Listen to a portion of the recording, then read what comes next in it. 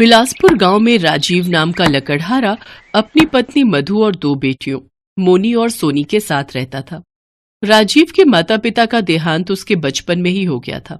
कम उम्र में ही अनाथ हो चुका राजीव अपनी रोजी रोटी चलाने के लिए बचपन से ही अपने गांव में लकड़ियां काटने का काम किया करता था। सारे गांव में उसे राजीव लकड़हारा के नाम से जाना जाता था। सारा दिन काम करके जब वो शाम को थका हारा घर आता तो अपनी बच्चियों का खिलता हुआ चेहरा देखकर उसकी सारी थकान दूर हो जाती। बाबा आ गए माँ? तभी मधु आती है और राजीव की मदद करती है लकड़ियां उतारने में। बाप रे, आज तो बड़ा वजन है इन लकड़ियों के गठरी में। हाँ, कल ही मुझे पन्नालाल सेठ ने कहा था कि उसे कुछ मोटी और बड़ी लकड़ियां चाहिए।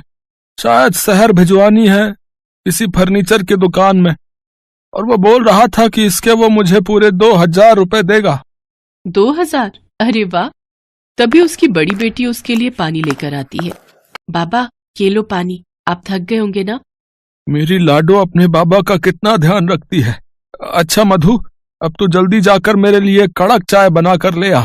आज सुबह से लगातार काम करके बहुत थकान हो गई है। और हाँ, 2 कप चढ़ा देना, सेठ जी भी आते ही होंगे। जी बस यूं गई और यूं आई। कुछ देर बाद सेठ जी उसके घर पहुंच जाते हैं। अरे राजीव, ले आया क्या लकड़ियां जैसे मैंने कही थी? बिल्कुल आपके मतलब की लकड़ियां लाया हूँ। अरे वाह, ये तो बिल्कुल चोखा माल लग रहा है। पर ये लकड़ियों का गट्ठर तो बहुत भारी लग रहा है। तुमने इसे कैसे उठाया? सेठ जी, बचपन से यही करते आया हूँ, अब तो इसकी आदत हो गई है। हाँ हाँ, सही कहा। अच्छा, अब तुम इसे मेरे कारखाने तक भी पहुंचा देना, भले ही उसके 200 रुपए अलग से ले लेना। जैसा आपको ठीक लगे सेठ जी। वो दोनों बातें कर ही रहे होते हैं कि तभी मधु उनके लिए 2 कप चाय लेकर आती है। राजीव, मुझे शहर से बहुत बड़ा कॉन्ट्रैक्ट मिला है ये लकड़ियां सप्लाई करने का। अब तो मुझे ये लकड़ियां और चाहिए होंगी। ठीक है सेठ जी, मैं ला दूंगा। और हाँ, उसे सीधा मेरे कारखाने में ही ले आना। ठीक है सेठ जी। मधु बहू, चाय बहुत अच्छी थी। अरे राजीव, अब मेरा मुंह क्या देखता है? लकड़ियां उठा और चल मेरे साथ। जी जी, चलिए सेठ जी। चाय पीने के बाद राजीव लकड़ियां उठाकर सेठ जी के साथ चला जाता है और उनके कारखाने में रख देता है। ये ले राजीव, ये 2000 रुपए तेरी दिहाड़ी और ये 200 रुपए तेरी लकड़ियां कारखाने तक पहुंचाने के लिए। बहुत बहुत शुक्रिया सेठ जी। राजीव खुशी खुशी घर चला जाता है और वो पैसे मधु को दे देता है।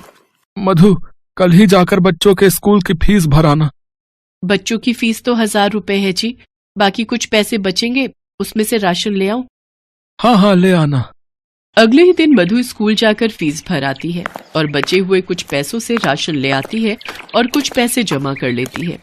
हे प्रभु, अपनी कृपा दृष्टि ऐसे ही बनाए रखना हम लोगों पर। माँ, अब तो हमारे पास पैसे भी आ गए हैं, अब हम भी अमीर हो जाएंगे। बच्चों, पैसों की चिंता करने की जरूरत तुम्हें नहीं है। तुम दोनों बस अपनी पढ़ाई पर ध्यान दो, बाकी सब हम पर और ऊपर वाले पर छोड़ दो। अगले दिन राजीव खुशी खुशी लकड़ियां काटने जंगल चला जाता है।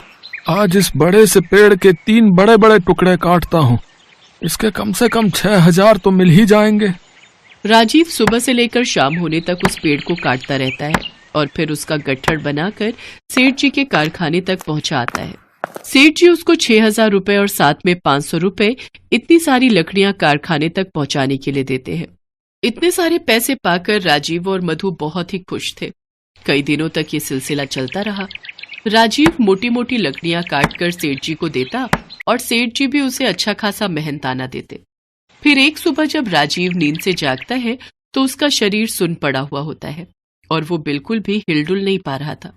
मधु गांव वालों की मदद से उसे अस्पताल लेकर जाती है। माँ, पापा ठीक तो हो जाएंगे ना? हाँ मेरी बच्ची, ऊपर वाले पर भरोसा रख। लकवा मार जाने के कारण इनके शरीर के हिस्से ने काम करना बंद कर दिया है और जब तक इनका ऑपरेशन नहीं हो जाता तब तक ये खुद से बेड पर से हिल भी नहीं पाएंगे। ऑपरेशन? तो फिर जल्दी कीजिए ना साहब। इसके लिए पूरे 5 लाख रुपए का खर्चा आएगा। 5 लाख? लेकिन इतने पैसे तो मेरे पास नहीं है। मेरे पति ही हमारे घर में इकलौते कमाने वाले थे। अगर भर सकती हैं तो ठीक, नहीं तो इन्हें घर ले जाइए। बहुत सोच विचार करने के बाद मधु राजीव को घर ले आती है। अब क्या होगा मधु? मैं तो इस बिस्तर से हिल भी नहीं सकता। अब घर खर्च कैसे चलेगा? बच्चों की फीस कैसे भरेंगे? आप फिक्र मत कीजिए, ऊपर वाला हमारी मदद जरूर करेगा। मैंने कुछ पैसे बचा कर रखे थे, अब जब तक कोई नया रास्ता नहीं निकल जाता हमें उन्हीं बचे हुए पैसों से घर खर्च चलाना होगा। और पैसे बचाने के लिए हमें कम से कम और सस्ते से सस्ता सामान ही खरीदना होगा। मोनी सोनी, तुम दोनों अपने बाबा का ध्यान रखना, मैं बाजार से सब्जियां लेकर आती हूँ। अच्छा माँ तुम चिंता मत करो, हम बाबा का अच्छे से ध्यान रखेंगे। इसके बाद मधु बाजार जाकर सब्जियों के दाम पूछने लगी। भिंडी कैसे दीजिए? 40 रुपए किलो। ये राम, इतनी महंगी? ऐसे वो कुछ देर तक सब्जियों के दाम पूछकर आगे बढ़ती रही। तभी उसे बाजार के कोने में एक छोटी सी दुकान दिखाई देती है जहां एक बूढ़ी औरत बैंगन बेच रही होती है। मधु उसके पास जाती है। बैंगन ले लो, सबसे सस्ते सबसे अच्छे, 10 रुपए किलो, 10 रुपए किलो। क्या, सिर्फ 10 रुपए? हाँ बेटी, ये मेरी खेत के बैंगन हैं, सबसे सस्ते हैं और खाने में भी बहुत स्वादिष्ट हैं। अच्छा ठीक है, 1 किलो कर दो माँ जी। मधु वो बैंगन लेकर घर आती है। तभी उसकी बेटी मोनी उससे पूछती है, माँ तुम क्या लाई हो? बैंगन लाई हो बच्चों, आज तुम सबको बैंगन का भरता और टमाटर की चटनी बनाकर खिलाऊंगी। काश बैंगन के भरते के साथ पराठे और रायता भी मिल जाता। हाँ, और मीठे में गाजर का हलवा। अपनी चटोरी जीभ को लगाम लगाना सीखो और अब जो भी मिलेगा उसी में खाना सीखो। अभी मधु ये कही रही होती है कि उसी वक्त वहां एक थाली में बैंगन का भरता, टमाटर की चटनी, पराठे, रायता और गाजर का हलवा प्रकट हो जाता है।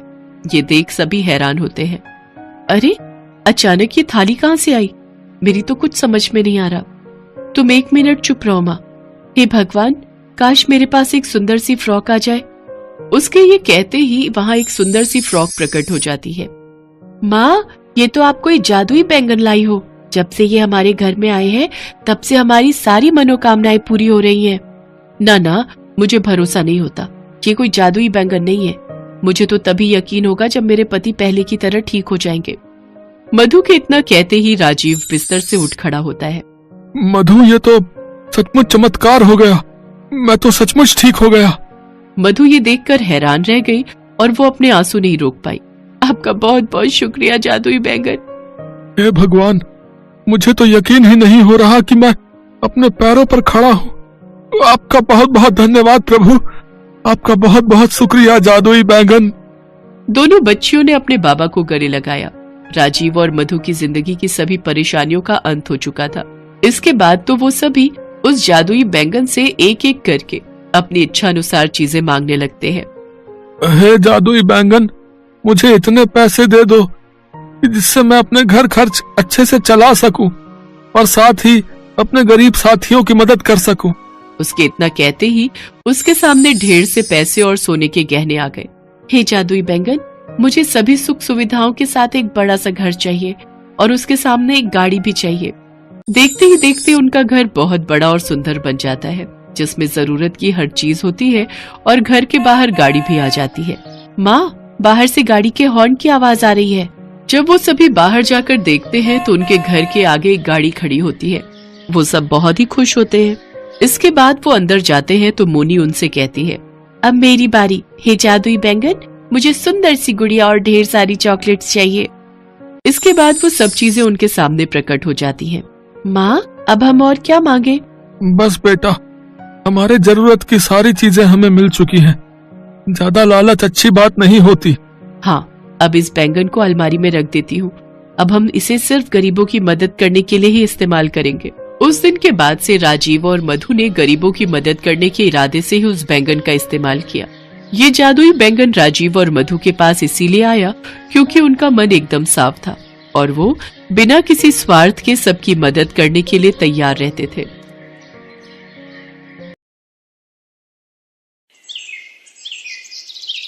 मान्या एक बड़े होटल में शेफ थी और बहुत ही बढ़िया बढ़िया तरह के खाने बनाने में माहिर थी। होटल वाले भी मान्या के काम को बहुत पसंद करते थे। मान्या, तुम्हारी बनाई रेसिपी हमारे कस्टमर्स को बहुत पसंद आ रही है। तुम ऐसे ही नई नई डिश ट्राई करती रहा करो। बाकी ये लो तुम्हारी इस महीने की तनख्वाह। Thank you sir. आज सैलरी मिली है, क्यों ना माँ के लिए एक नई शॉल खरीद लूं। ठंड का मौसम भी आने वाला है और राहुल भी बहुत समय से नया बैट खरीदने के लिए कह रहा था। उसका जन्मदिन भी आने वाला है। उसके लिए एक बैट खरीद लेती हूँ। मान्या अपनी माँ के लिए शॉल और अपने छोटे भाई के लिए एक बैट खरीद कर घर पहुंचती है। अरे वाह दीदी, नया बैट! आज मैं इसी बैट से क्रिकेट खेलूंगा। मान्या बेटा, तुझे सैलरी मिलती है, तू हमारे लिए इतना कुछ ले आती है, अपने लिए भी कभी कुछ खरीद लिया कर बेटा। माँ, आप दोनों के लिए खरीद लेती हूँ तो समझो मुझे उसी में दुनिया की खुशी मिल जाती है। मान्या सबके बारे में कितना सोचती है। हे भगवान, मेरी बच्ची को सदैव सफलता मिलती रहे। आपका आशीर्वाद मेरी बच्ची पर सदैव बना रहे। मेरी बच्ची ने बचपन में बहुत दुख देखे हैं। अपने पिता के जाने के बाद सारी जिम्मेदारी इसी ने संभाली। मान्या इसी तरह से मेहनत से होटल में काम कर रही थी। मोनिका नाम की एक लड़की भी उसी होटल में वेटर की नौकरी करती थी। वो भी मान्या के बनाए खाने की बहुत तारीफ करती थी। मान्या यार, बहुत दिनों से तुम्हारे हाथ की पाव भाजी नहीं खाई। अरे तो कल छुट्टी है, कल मैं तेरे लिए स्पेशल पाव भाजी बनाऊंगी, तू कल घर आ जा। चल पक्का, कल शाम की पार्टी तेरे घर। अच्छा तुझे पता है, होटल में पूर्वी नाम की एक नई लड़की आई है। इससे पहले वो विदेश के किसी बड़े होटल में शेफ की नौकरी करती थी। बड़ी मॉडर्न टाइप की है। पता नहीं कितने लोग यहाँ पर शेफ की नौकरी के लिए आते हैं। आने दो, कोई बात नहीं, वो भी हमारी तरह ही काम के लिए आई होगी। वो तो बात ठीक है, पर मैनेजर साहब भी उसकी बहुत तारीफ कर रहे थे। विदेश के होटल में पहले काम किया हुआ है, इसीलिए वो ज्यादा ही इतराकर बात कर रही है। मोनिका अभी मान्या से बात कर ही रही थी, तभी होटल का मालिक एक लड़की को लेकर आता है। मान्या, ये पूर्वी है। आज से ये तुम्हारे साथ ही शेफ का काम करेगी। पूर्वी, तुम एक बार होटल की रसोई देख लो, कोई कमी लगे तो बता देना। और मैं जानता हूं तुमने तो पहले ही इतने बड़े होटल में शेफ की नौकरी की हुई है, तो तुम्हें समझाने की जरूरत नहीं पड़ेगी। तुम्हें तो पता ही होगा कि कस्टमर्स किस तरह का खाना पसंद करते हैं। आप चिंता मत कीजिए सर, अब मैं आपके होटल में आ गई हूँ ना, अब देखना आपके होटल में कस्टमर्स की भीड़ लगी रही। पूर्वी मान्या के साथ काम पर लग जाती है, पर पूर्वी बहुत ही चालाक लड़की थी। सारा काम मान्या करती थी, पर जैसे ही मैनेजर सामने पड़ता, पूर्वी झट से काम का दिखावा करने लगती। पूर्वी काम को लेकर अक्सर लापरवाही दिखाती थी। ऐसे ही एक दिन, पूर्वी, ये ऑर्डर रेडी करना है और ध्यान रहे ये खाना बिना मिर्ची का बनाना है। एक सेकंड, मेरा जरूरी कॉल आ रहा है, बाकी तुम चिंता मत करो, मैं ध्यान रखूंगी। अरे मान्या, जरा ये 2 ऑर्डर रेडी करने हैं, मिर्ची ज्यादा रखना, मैं जरा एक कॉल अटेंड करके आ रही हूँ। खाने में मिर्च होने से और वो भी ज्यादा मिर्च खाकर कस्टमर्स गुस्से में आ जाते हैं। ये इतनी बड़ी गलती कैसे हुई मोनिका? मैंने तुम्हें कहा था कि इस ऑर्डर में मिर्ची नहीं डालनी है। सर, मैंने तो पूर्वी को बोल दिया था, पर उसने ऐसी गलती क्यों की मुझे नहीं पता।